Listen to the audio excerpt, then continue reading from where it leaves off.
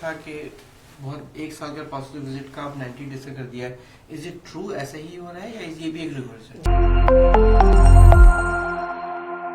جو میرا پہلا سوال ہے سب سے, جو پاکستان کے لیے جو بھی نیوز آئی ہے, پہلے جو وزٹ ویزے کے ایک لیندی پروسیس تھا, اب جو ہے وہ شارٹ پروسیس ہو گیا ہے. آپ کیا سمجھتے ہیں کہ اس سے کوئی واقعی فرق پڑے گا یا یہ صرف ایک نیوز کی حد تک ہے؟ دیکھیے, جہاں تک وزٹ ویزا کا, میں بھی بہت ساری انفارمیشن کو کئی دفعہ براؤز کرتا ہوں اور دیکھتا ہوں کہ اس میں کس حد تک ویریفائبل انفارمیشن ہے جو لوگوں کو کمیونیکیٹ ہو رہی ہے. ویزا کے رولز تو وہی ہیں, جو وزٹر ویزا ہے یا ٹیمپریری ریزیڈنس ویزا جس کو براڈلی کہتے ہیں, اور اس کی پھر سب کیٹیگوریز ہیں, وزٹر ویزا, اسٹڈی پرمٹ یا ورک پرمٹ.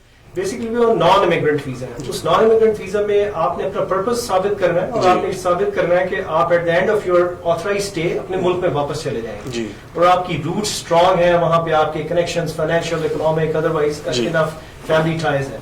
اب ہوتا یہ ہے کہ کئی لوگ جو اس کو پوری طرح انڈرسٹینڈ نہیں کرتے, اپلیکیشنز میں منیمم چیک لسٹ کو دیکھ کے جب آپ ڈاکیومنٹ سبمٹ کر دیتے ہیں اور آپ اپنا برڈن آف پروف نہیں پورا اسٹیبلش کرتے, تو لائکلیہڈ یہ ہوتا ہے کہ اس امیگریشن کو جب آفیسر امیگریشن ایپلیکیشن کو آفیسر ریویو کرے گا تو وہ کریٹیکلی ایویلویٹ کر کے کوئی نہ کوئی اس میں فلا رہ جائے گا تو ہی ول ریفیوز دیٹ ایپلیکیشن. یہ ڈسکریشن ان ویزاز میں بہت زیادہ ہوتی ہے, لیکن ہر ایلیمنٹ کو وہ دیکھتے ہیں. اب جہاں تک پاکستان سے ویزاز کا ایک جنرل امپریشن ہے کہ پاکستان سے ویزاز ایکسیپٹ نہیں ہوتے اور ان کو بہت ریفیوزل ہو جاتی ہے. کبھی آ جاتا ہے کہ آج کل پاکستان کے لیے تو دروازے کھول دیے گئے ہیں کینیڈا کے, اور کوئی بھی اپلائی کرے گا تو وہ اس کو دے دیا جائے گا.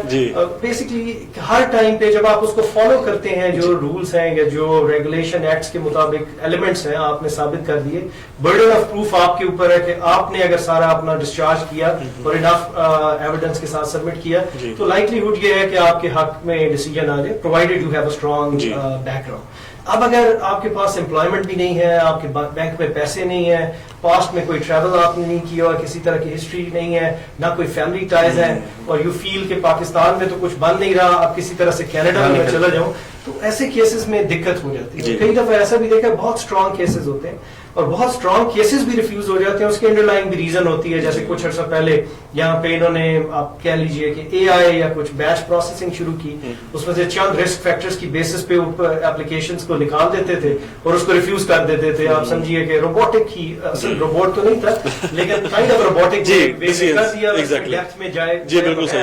تو اب ایسی اپلیکیشن جب ہو جاتی ہیں تو پھر جب تک آپ جوڈیشل ریویو میں نہیں لے کے جاتے, ان کو کورٹ میں لے کے نہیں جاتے, تو جو آربیٹریری انریزنیبل انکریکٹ ڈیسیژن بھی ہو گیا وہ آپ ابزارب کر لیتے ہیں یا قبول کر لیتے ہیں. بہت اچھا. تو ایسی اپلیکیشنز کو ہم جب بھی کوئی ویزا کے لیے ہمارے پاس آتے ہیں, سارے جب لائر اپلیکیشن کر رہے ہیں یا کنسلٹنٹس کر رہے ہیں, تو اپنی طرف سے کوشش کرتے ہیں کہ اس میں ہر ایلیمنٹ کو پورا کیا جائے, اور جب وہ سارا ایلیمنٹ پورا کر دیتے ہیں تو ان کی توقع بھی ہوتی ہے کہ اس میں ویزا مل جائے گا. اور اس سٹیج پہ اگر کلائنٹ کی ڈیپتھ نہیں ہے, فائنینشیل ابیلٹی نہیں ہے کہ ایسے انریزنیبل ڈیسیژن کو وہ چیلنج کریں اور اس کو اپنی فیٹ سمجھ کے ایکسیپٹ کر لیتے ہیں, تو وہ انفارچونیٹلی پھر ہم بھی کچھ نہیں کر سکتے, because client is the one who has provided resources.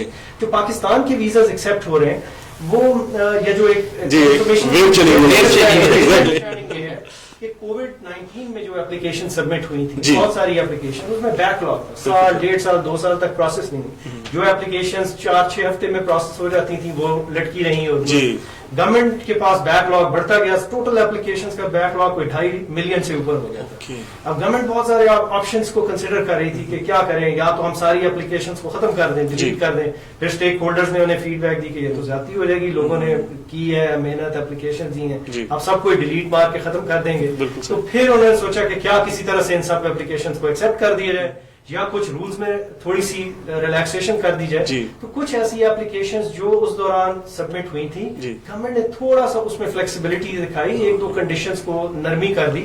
اس وجہ سے وہ کئی دفعہ شاید ایسا بھی ہوا کہ بہت ساری اپلیکیشنز جو ادروائز میرٹ کے اوپر نہیں بھی تھی, پائپ لائن میں آئی ہوئی تھی, تو وہ اپروو ہو گئی ہیں. تو اس کا یہ مطلب نہیں ہے کہ فیوچر میں بھی یہی ہوتا رہے گا. جو ہمیں رول فالو کرنا ہے وہ یہ ہے کہ جو قانون ہے, ایکٹ ہے, ریگولیشن ہے, اس کے تحت آپ اپلیکیشن سبمٹ کریں. کسی آپٹمزم میں یا پیسمزم میں نہ رہیں, ریئلسٹک اپلیکیشن سبمٹ کریں, اور پھر you can have it processed, you may get a reasonable decision. اگر ریزنیبل ڈیسیژن ہے تو ظاہر فیڈرل کورٹ کا آپشن کھلا ہے, اس صورت میں آپ وہاں پہ جا سکتے ہیں. تو آج کا جو ٹائم لائن ہے, سوری آپ کو کٹ آف کروں, جو پہلے ایک تھا کہ بہت 1 سال کا پاسپورٹ وزٹ کا آپ 90 ڈیز کا کر دیا ہے. از اٹ ٹرو ایسا ہی ہو رہا ہے یا یہ بھی ایک ریورس ہے؟ جی نہیں دیکھیں کووڈ کے اندر کیونکہ بیک لاگ زیادہ بڑھ گیا تھا تو وہ جو پاسٹ پروسیسنگ ڈیلے ہو گئی تھی اس میں آپ کئی دفعہ ان ریئلسٹک ٹائم لائن آپ کو نظر آئی 500 دن پروسیسنگ ٹائم ہے. اب جیسے جیسے اپلیکیشنز ہو رہی ہیں تو وہ پروسیسنگ ٹائم نیچے آ رہا ہے. گورنمنٹ کا اس میں کوئی زیادہ نہیں ہوتا. ڈیفینیٹلی انہوں نے کچھ نہ کچھ مین پاور بڑھائی ہے ان اپلیکیشنز کے پیچھے ان کو پروسیس کرنے کے لیے, لیکن وہ سارا it all depends on how many applications are in the pipeline, اور ان ایپلیکیشنز میں سے اگر زیادہ نکل گئی ہیں تو پھر پروسیسنگ ٹائم نیچے آ رہا ہے.